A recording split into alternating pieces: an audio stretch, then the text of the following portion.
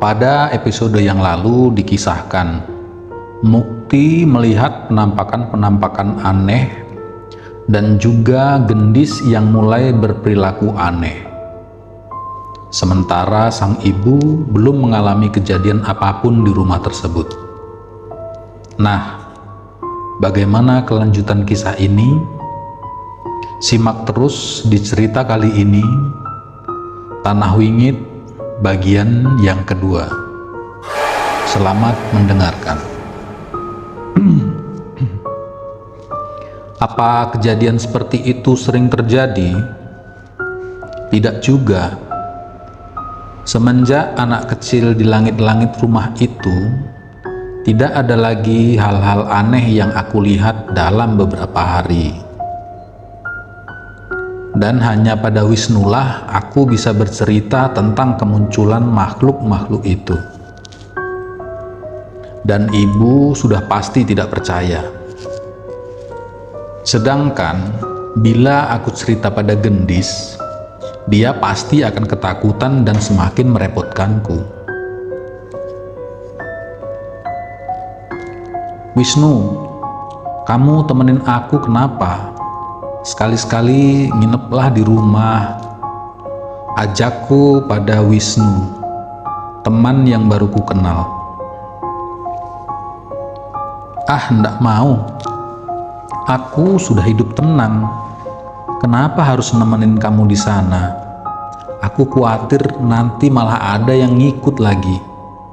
Tolak Wisnu. Sekali-sekali kan gak apa-apa. Mending kamu aja deh yang nginep di rumahku. Pasti lebih aman. Balasnya. Tapi itu kan gak menyelesaikan masalah. Balasku lagi. Sesekali mungkin aku harus mengajak seseorang untuk menginap. Agar ada saksi lain selain aku yang melihat sosok gaib itu. Mungkin dengan itu ibu akan percaya. Tapi ternyata aku tidak perlu melakukan hal itu. Suatu ketika, ibu sedang membantu salah satu tetangga kami yang sedang panen kacang di kebunnya. Aku pun menunggu ibu sembari menjaga gendis sambil bermain di halaman rumahnya ibu itu. Ibu baru selesai sholat maghrib dan kami pulang saat matahari baru saja terbenam. Seperti biasa, jalanan sudah sepi dan arah ke rumah kami cukup gelap dan menyeramkan. Gendis sampai minta ku gendong karena takutnya. Dari rumah terakhir di desa, setidaknya kami harus berjalan beberapa ratus meter untuk sampai ke rumah. Seharusnya beberapa menit lagi kami sampai dan bisa segera beristirahat. Tapi saat rumah kami sudah terlihat, tiba-tiba ibu berhenti. Kenapa berhenti, Bu? Tanyaku pada ibu.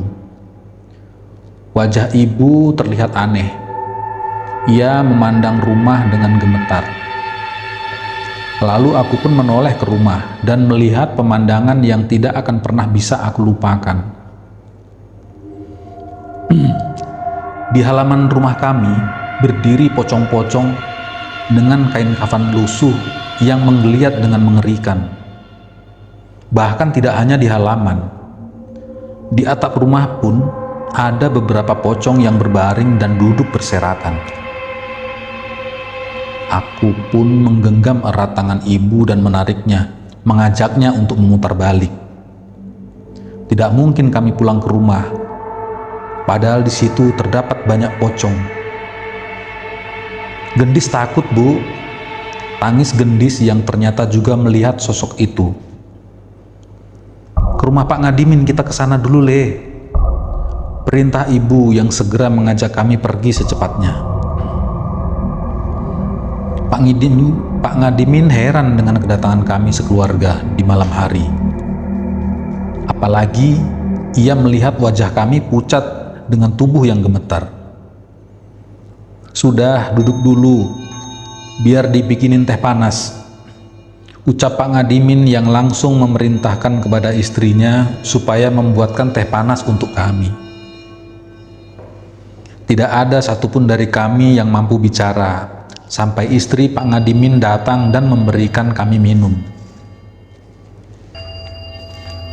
Pocong Pak Ngadimin, pas kami mau pulang, dari jauh kami melihat rumah kami dipenuhi pocong, Pak. Ucapku sambil gemetar. Astagfirullahalazim. Apa benar itu, Bu? Tanya Pak Ngadimin pada ibu. Ibu hanya mengangguk, sembari masih menggenggam gelas hangatnya. Apa Mbak Lastri masih bersikeras ingin tinggal di rumah itu? Tanya Pak Ngadimin pada ibu. Habis kami mau tinggal di mana lagi, Pak? Buat makan saja, saya masih khawatir, balas ibu. Tapi Mbak, rumah itu kan dibangun di atas tanah yang tidak baik. Mbak Lastri kan tahu. Bahkan sebelum kalian tinggal di sana, kami warga desa jarang sekali ada yang mau mendekat ke sana, apalagi malam hari, ucap Pak Ngadimin kepada ibu. Aku baru mendengar soal ini. Berarti sebenarnya ibu sudah tahu bahwa rumah yang kami tinggali memang bermasalah. Bu, Gendis nggak mau pulang ke rumah, rengek Gendis. Dan malam itu pun Pak Ngadimin mengizinkan kami untuk menginap di rumahnya. Baru esoknya ia mengantarkan kami kembali ke rumah bersama seseorang yang ia panggil dengan nama Mbah Sartiman. Pria yang sudah cukup tua dan rambutnya sudah memutih. Mbah Sartiman adalah seseorang yang dianggap mengerti soal hal-hal seperti itu. Ia juga sering membantu warga yang bermasalah dengan kesurupan atau penyakit-penyakit aneh lainnya. Apa Mbak Lastri benar-benar melihat pocong-pocong itu di sini? Tanya Mbah Sartiman saat mencapai halaman rumah kami. Iya Mbah, anak-anak saya juga lihat, balas ibu. Mbah Sartiman memejamkan matanya sebentar. Setelahnya, ia menghela nafas dan menggeleng. Kalau bisa, sebaiknya ibu pindah saja, ucap Mbah Sartiman kepada ibu. Jangan Pak, saya belum punya tempat tinggal lain.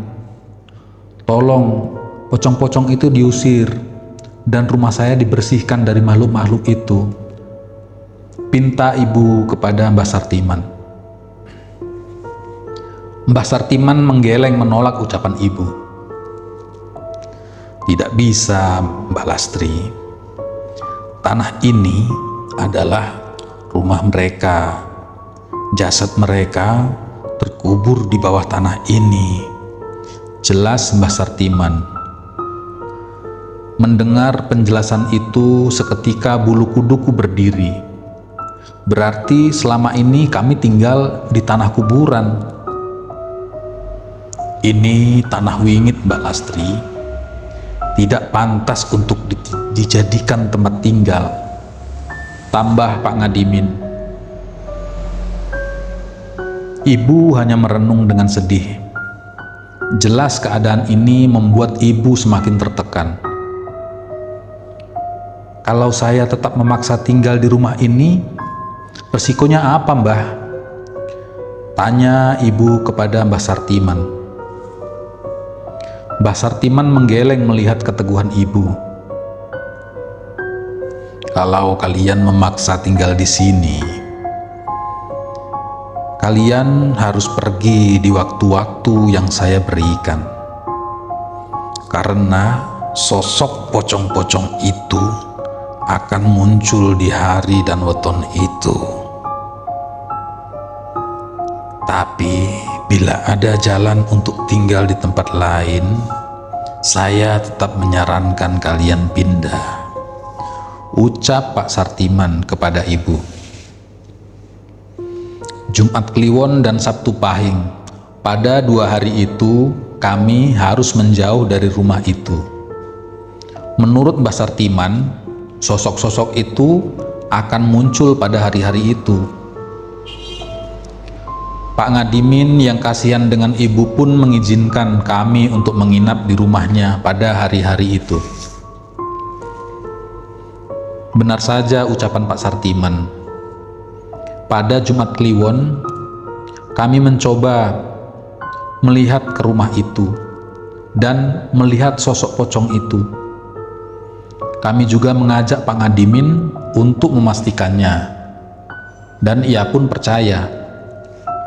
Menurutnya, jarang ada warga yang keluar malam, apalagi pada hari-hari tersebut. Mungkin itu yang membuat warga desa tidak pernah melihat penampakan ini. Dan dengan mengikuti aturan dari Pak Sartiman, kami pun bisa bertahan hidup di rumah itu selama berbulan-bulan. Tapi setiap menjelang Jumat Kliwon dan Sabtu Pahing, kami selalu siap-siap berkemas dan menumpang di rumah Pak Ngadimin. Mungkin cerita mengenai pocong yang mengelilingi rumahku sudah cukup mengerikan bagi kalian. Tapi percayalah, ada hal yang lebih mengerikan tersembunyi di tanah ini. Aku tidak pernah menyangka bisa bertahan cukup lama di rumah ini.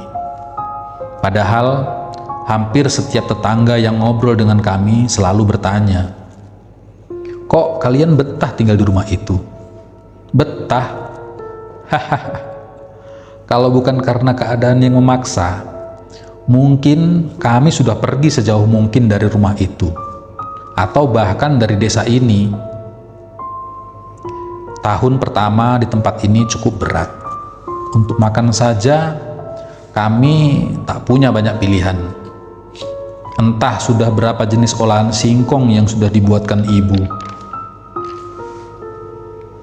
Bila ibu tidak pegang uang, hanya singkong yang ibu tanam di pinggir hutan yang akan menjadi menu makanan kami. "Tiwul lagi ya, Bu?" tanyaku. "Bosan ya? Nanti coba ibu tanya Mbok Sarni. Masih ada sisa lauk atau enggak?" balas ibu. Walau aku sering mengeluh, tapi ibu tidak pernah memarahiku sama sekali. Sebaliknya, ia selalu mencari cara agar kami bisa bertahan dari situasi ini. "Ah, nggak usah, Bu. Besok aku ikut Pak Ngadimin mancing. Siapa tahu dapat ikan, kan lumayan untuk lauk," ucapku. "Ya udah, tapi jangan ngerepotin Pak Ngadimin ya," balas ibu. Ada satu berkah yang kurasakan saat hidup di desa. Kami masih bisa bertahan hidup dari alam. Ada tanah untuk ditanam, ikan untuk dipancing, bahkan kalau tidak malas ada burung yang bisa dijala dari sawah-sawah yang hampir panen. Tapi aku tetap bertekad, suatu saat kami harus keluar dari situasi ini, terutama dari rumah ini. "Apa kamu masih sering lihat yang aneh-aneh di rumah, Mukti?" tanya Pak Ngadimin sambil menunggu umpannya termakan oleh ikan di sungai ini. Masih Pak, tapi selama di dalam rumah paling cuma sekelebatan-sekelebatan aja," kata ibu. "Yang penting jangan keluar rumah malam hari," jawabku. "Yang penting kamu harus jagain ibumu dan gendis ya, Mukti.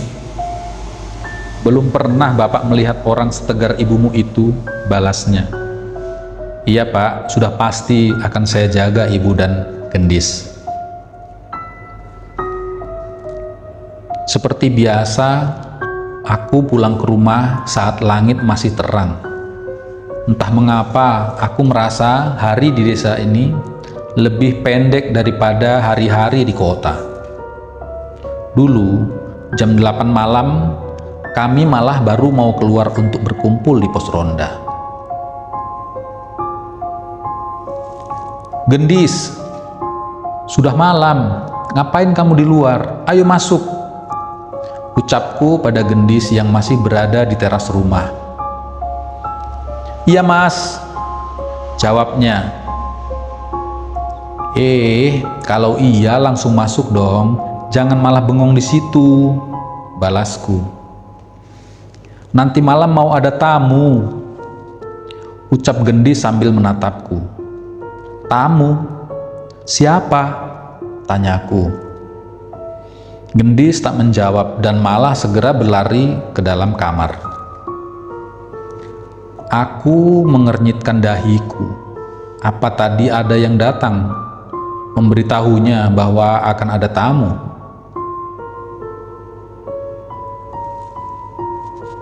"Banyak banget ikannya. Ini kamu semua yang mancing?" tanya ibu kepadaku. "Enggak bu, sebagian Pak Ngadimin.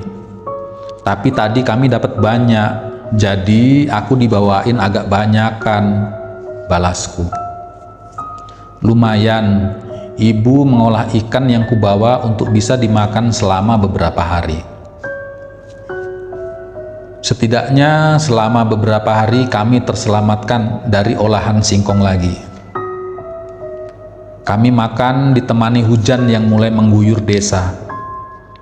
Ibu pun sudah siap dengan beberapa ember dan panci yang diletakkan di titik kebocoran atap rumah. Suara tetesan air dari kebocoran rumah pun menjadi senandung yang menemani malam hari kami. Entah mengapa, tanpa disadari, kami bertiga merasa gelisah. Seperti ada sebuah perasaan yang membuat kami tidak nyaman. Suara petir yang menyambar membuat suasana kami bertiga kaget dan semakin merasa aneh. Ibu pun mencoba merapatkan gorden agar cahaya kilat tidak terlalu mengagetkan kami. Tapi bukannya kembali, ibu malah hanya terdiam di depan jendela sembari melihat sesuatu di luar. "Ada apa bu?" tanyaku penasaran. Tapi ibu malah tak menjawab. Sebaliknya, ia malah menelan ludah dan wajahnya terlihat cemas. Khawatir dengan ibu, aku pun menghampirinya dan ikut melihat keluar. Saat itu, setelah sekian lama, bulu kuduku berdiri. Sesuatu yang ada di halaman rumah membuatku merinding tak karuan. Karena di bawah hujan yang cukup deras, tiba-tiba terlihat sebuah keranda mayat tergeletak begitu saja di halaman bersama sesosok jenazah yang sudah dipocong. "Bu, itu apa bu?" tanyaku. "Jangan keluar, apapun yang terjadi jangan ada yang keluar," balas ibu yang sengaja merangkulku dan mengajakku menjauh dari jendela. Aku pun berinisiatif membawa radioku dari dalam kamar dan mendengarkannya bertiga di ruang depan. Tidak ada satupun dari kami yang mengajak masuk ke kamar. Satu sisi kami takut dengan apa yang ada di luar. Satu sisi lagi kami juga khawatir akan terjadi sesuatu bila kami tak mengawasinya. Aku berharap suara radio yang kusetel bisa menenangkan kami.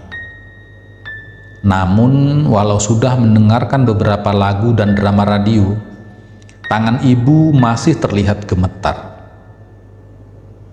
Setelah beberapa lama, mungkin saja keranda-keranda itu sudah menghilang dengan sendirinya, seperti saat kemunculannya. Setidaknya, itu yang kupikirkan. Aku pun mencoba melawan rasa takutku untuk kembali mengintip melalui jendela. Siapa tahu keranda itu sudah menghilang. Maka kami bisa masuk ke kamar dan tidur dengan nyenyak. Coba Mukti lihat lagi ya Bu, ucapku pada ibu. Hati-hati nak, balas ibu kembali. Lalu aku mendekat ke arah jendela dan menyibakkan lagi gordennya. Tapi sialnya, keranda dan jenazah itu masih di sana.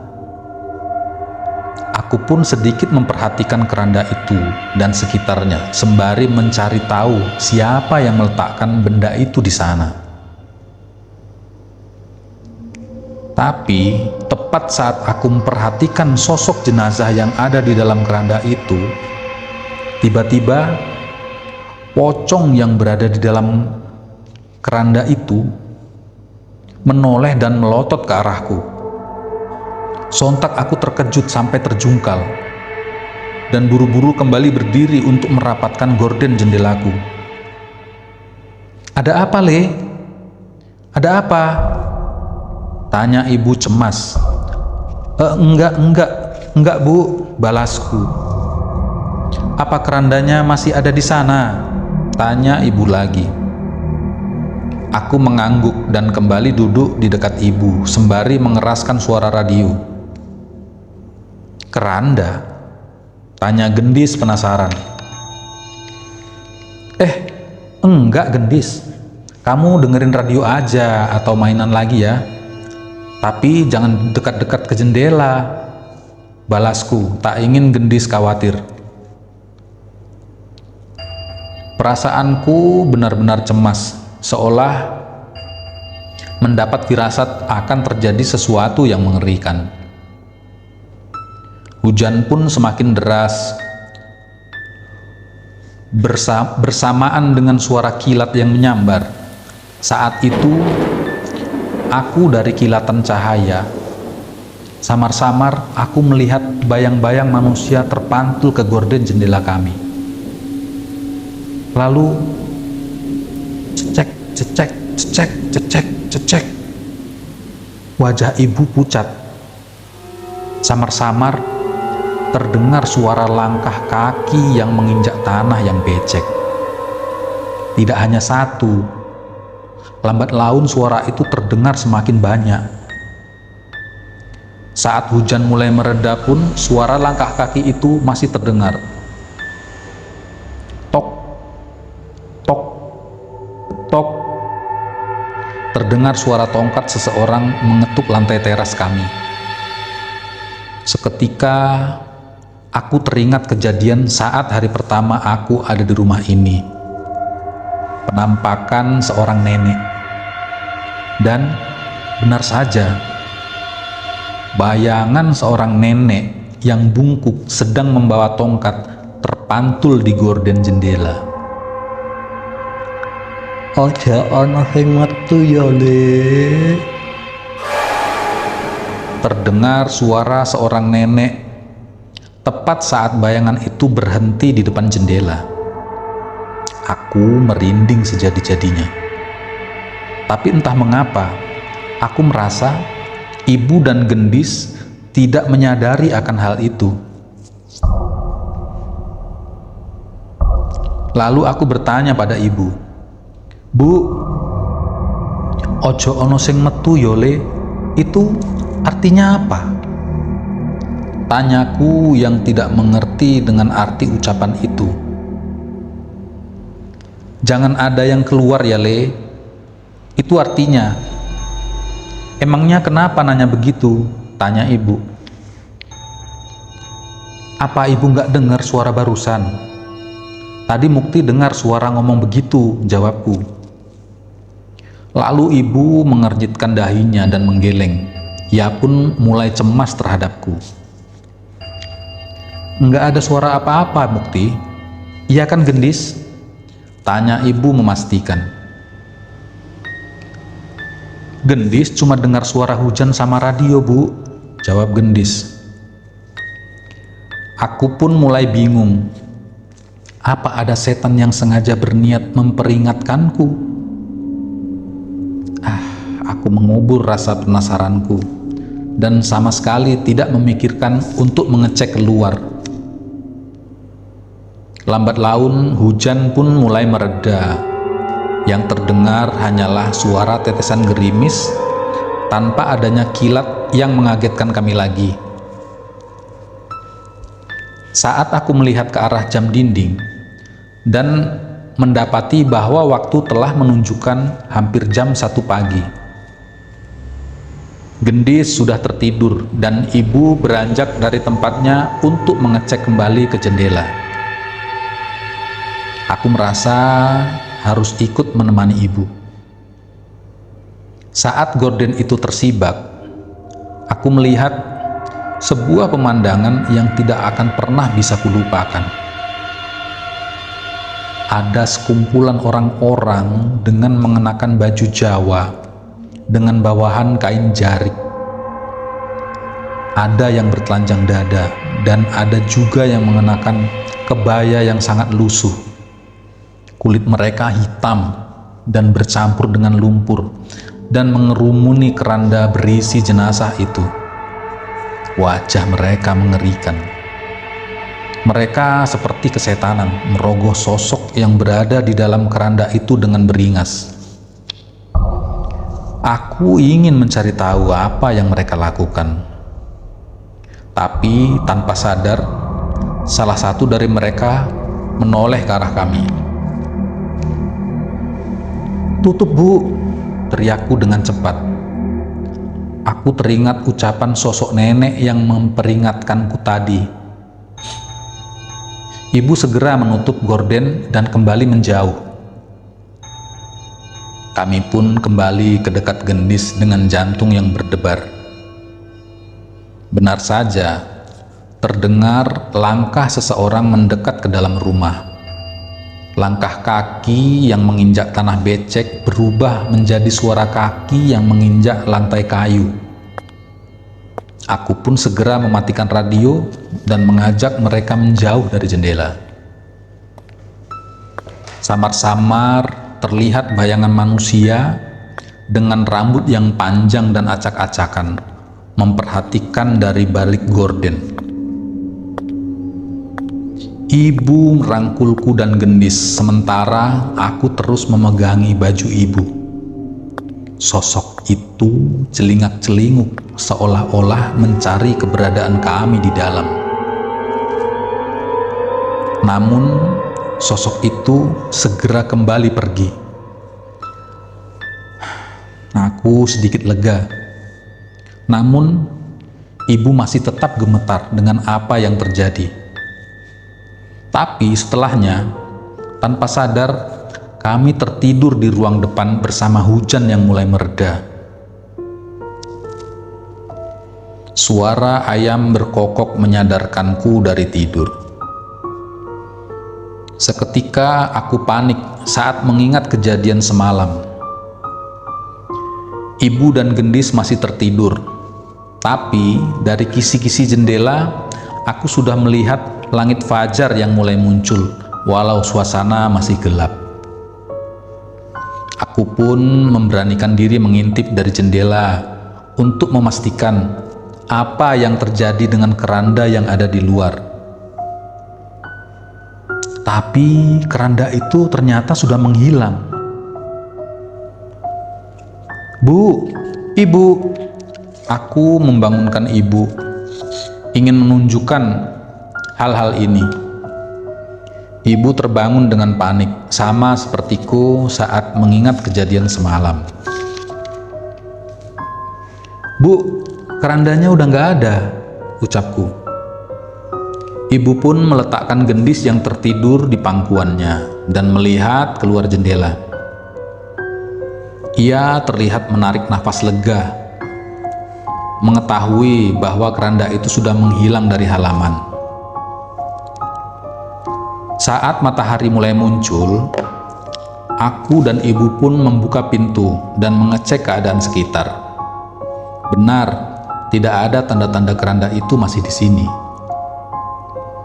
Kami sempat berpikir, apakah semalam kami sedang berhalusinasi?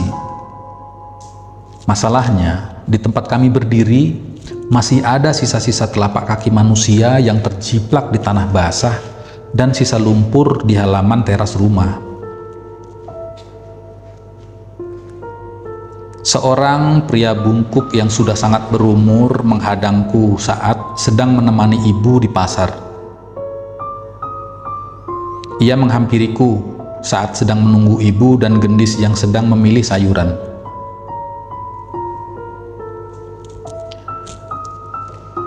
Tanah itu jahat. Percaya atau tidak, tanah itu terus mencari korban. Maksudnya apa, kek? Tanyaku penasaran. Maksudnya nyawa kalian dalam bahaya. Pergi selagi kalian bisa. Balasnya dengan raut wajah yang menunjukkan ketakutan. Ia pun segera pergi meninggalkanku dan pergi meninggalkan pasar.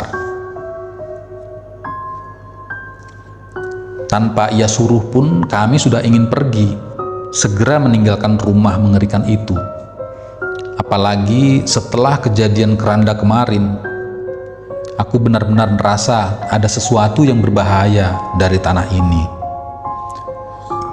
Tapi saat ini kami masih tak berdaya dengan keadaan kami.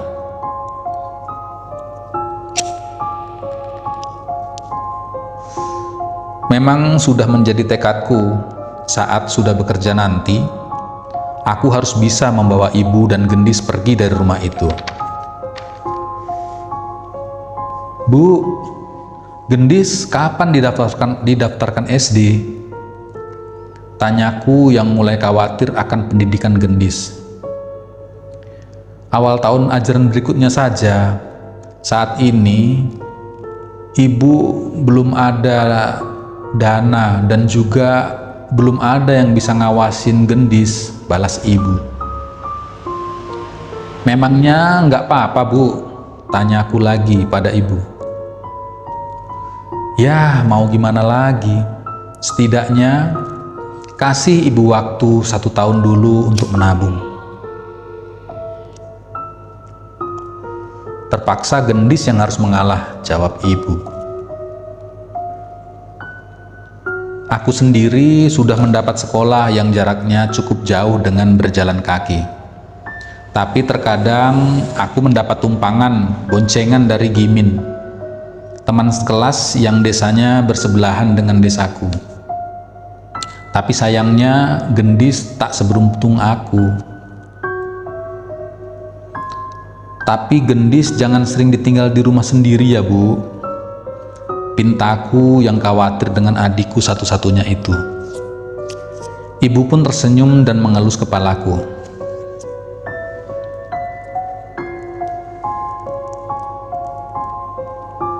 Bu, Mukti sudah pulang. Aku baru pulang sekolah pukul 2 siang. Sekolah di sini pelajarannya tidak sepadat di kota.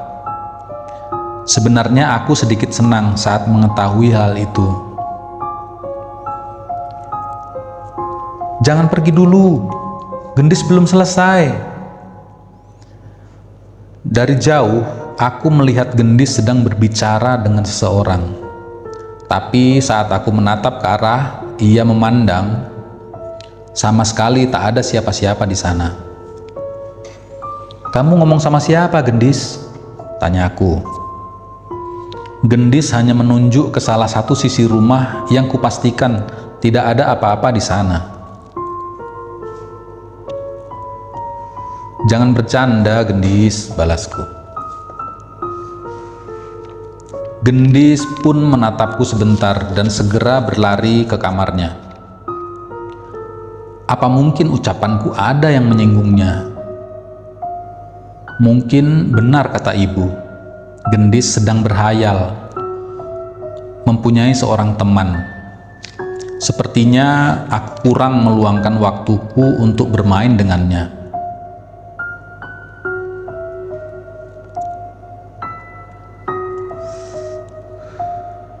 Main sama Mas Mukti aja yuk, ajakku sembari merayu gendis yang bermain sendirian di kamar.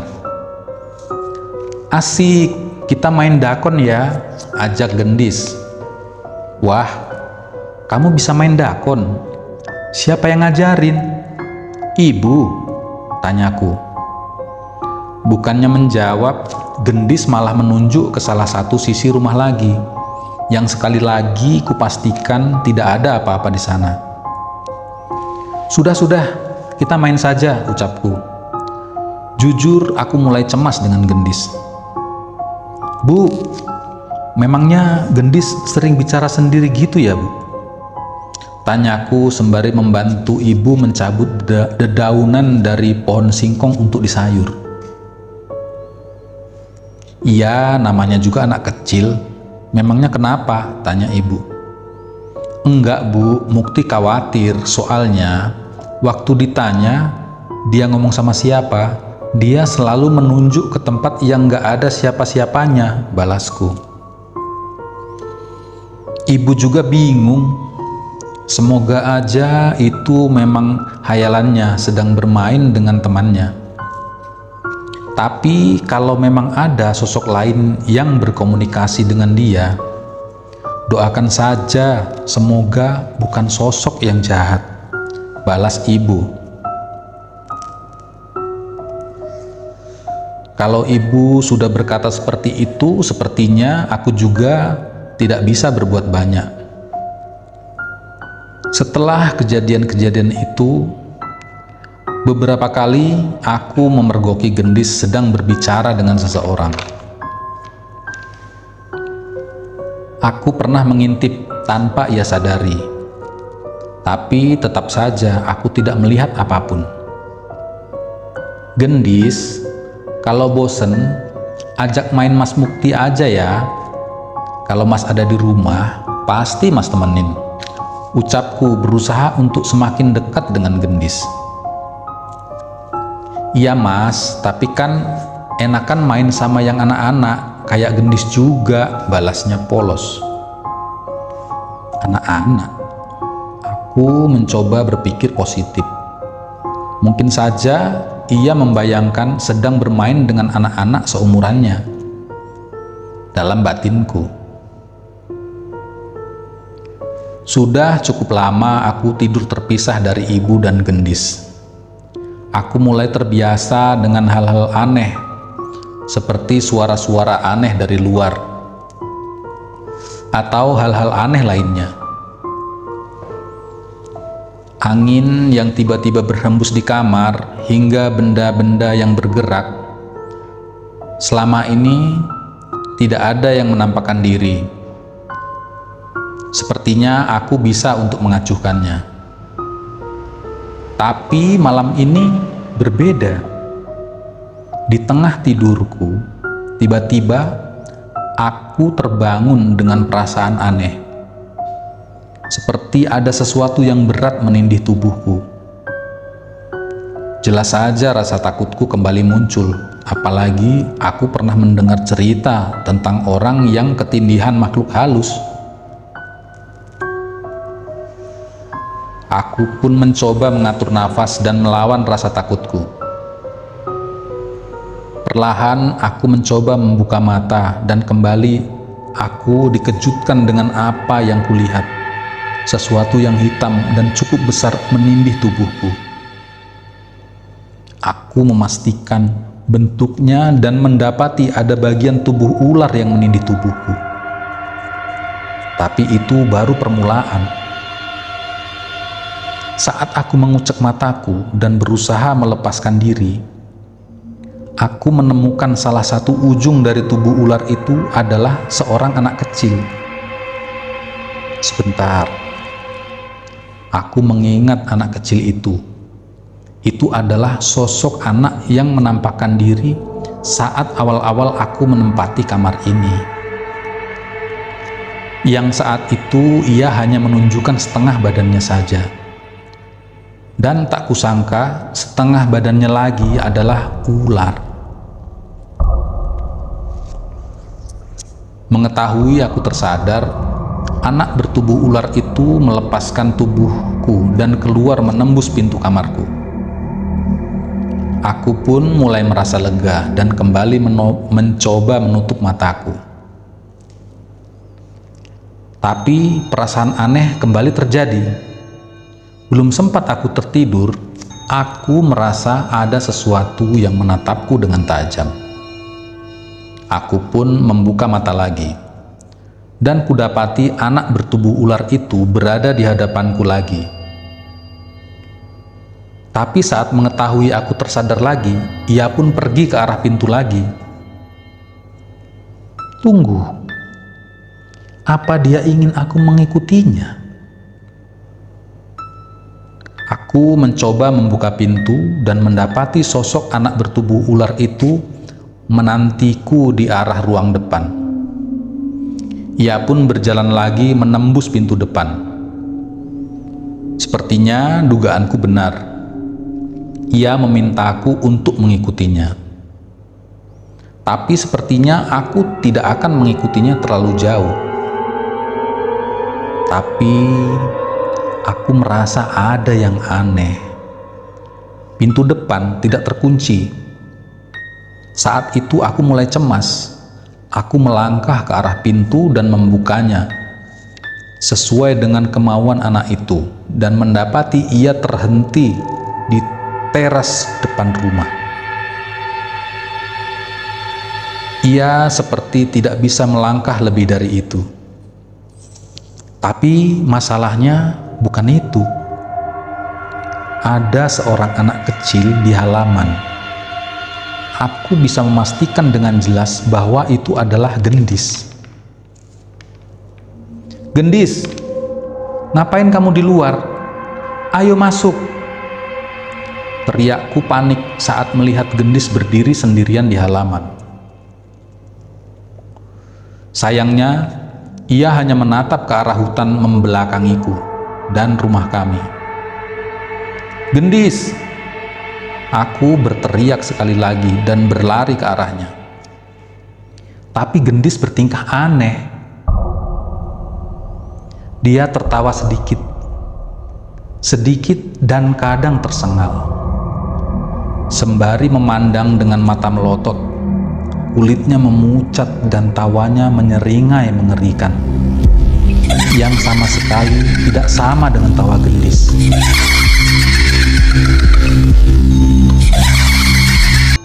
Gendis, kamu kenapa? Ayo masuk, teriakku sembari menarik lengannya. Tapi Gendis dengan mudah melepaskan gandenganku dan bersikeras untuk tetap di tempatnya. Apa ini berarti Gendis kesurupan?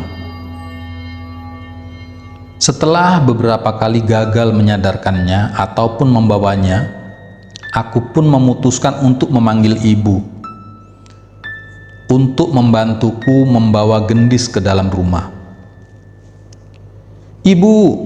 Ibu, bangun bu, Gendis kesurupan, teriakku.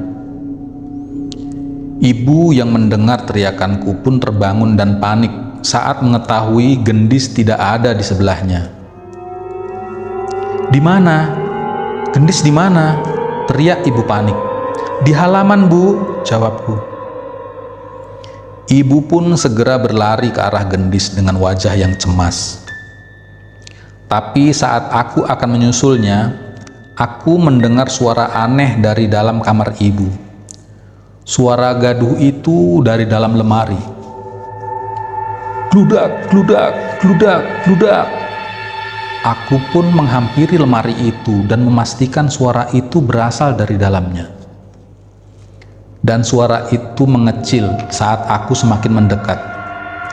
Anehnya, kali ini aku tidak mengalami perasaan takut.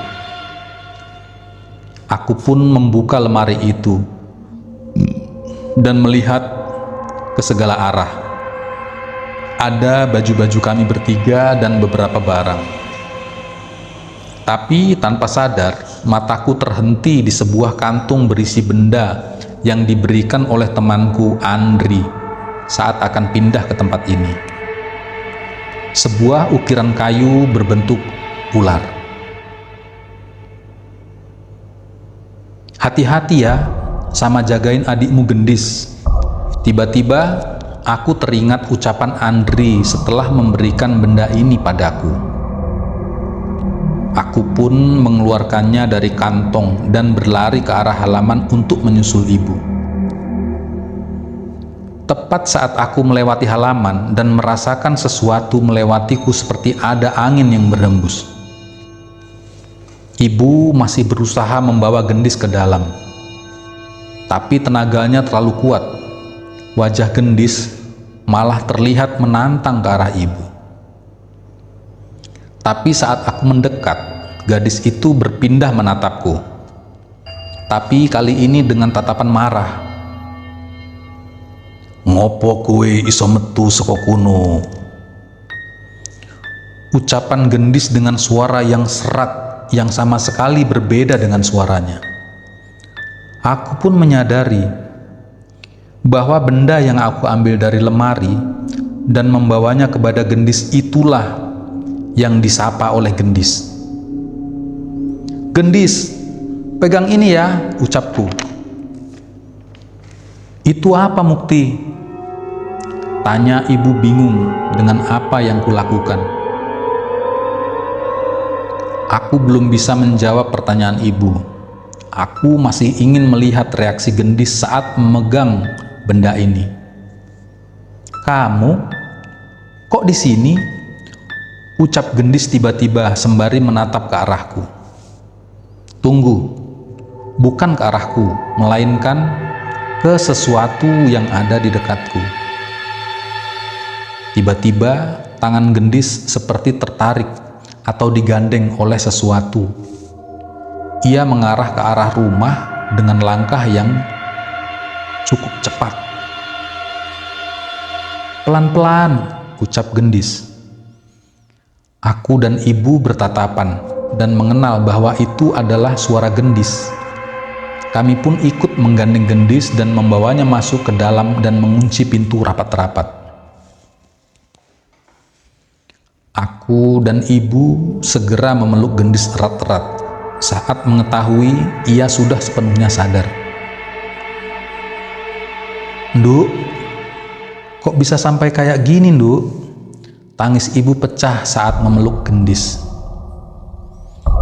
Wajah gendis masih terlihat bingung dan aku kembali mengambil ukiran kayu berbentuk ular dari tangan gendis. Walau tertolong oleh benda ini, aku masih belum tahu apakah kelak benda ini dan sosok di baliknya akan berbahaya atau tidak. Tiba-tiba, buak, terdengar suara pintu rumah dihantam dari luar. Kami bertiga pun kaget. Aku mencoba mengintipnya dari jendela, namun tidak menemukan apapun di luar sana. "Gendis takut, Bu," ucap gendis sembari menangis. Kami pun membawa gendis ke dalam kamar dan mengambilkan air minum untuk menenangkannya. Malam itu, aku tidur di kamar ibu, memastikan tidak ada yang mengganggu gendis lagi. Dalam awang-awangku, aku berpikir, apa selama ini teman yang berbicara dengan gendis adalah anak yang berbadan ular itu? Benda itu aku dapat dari Eyang. Sempet nyelamatin aku sekali waktu masih kecil, jawab Andri yang kutelpon melalui warter SLJJ yang kudatangi di kota. "Kok kamu nggak bilang kalau benda ini jimat yang seperti itu?" protesku. "Nggak sempat kan, waktu itu kamu buru-buru. Tapi kalaupun aku bilang, apa kamu akan percaya? Apa kamu mau menerima benda itu?" balas Andri.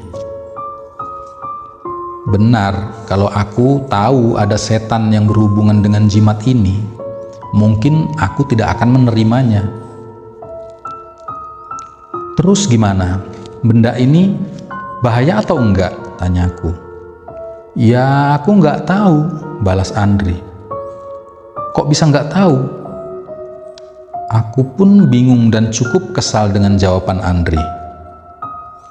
Aku nggak bohong, aku cuma bisa cerita kalau benda itu pernah nolongin aku waktu kecil. Tapi menurutku, kalau sekiranya kamu belum tahu cara menjaga adikmu, lebih baik benda itu kalian simpan dulu, ucap Andri kepadaku. Ucapannya memang masuk akal menurutku. Mungkin aku akan menyimpan benda ini sebentar lagi, sampai Gendis mulai bisa menjaga dirinya sendiri. Setidaknya, kini aku mulai mengenal siapa sosok yang sering bermain dengan Gendis. Udah yuk main dakonnya, main di luar aja ya, ajakku pada Gendis. Semenjak kejadian itu, aku mulai semakin banyak menghabiskan waktu bersamanya. Setidaknya bisa mengetahui lebih banyak tentang apa yang terjadi pada kesehariannya. Ayo, kita mau main apa lagi? Tanya Gendis.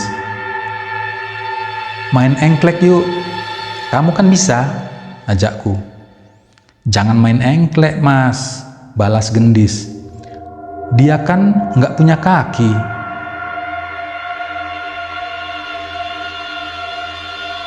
Tanah wingit tidak menjadi semengerikan itu begitu saja.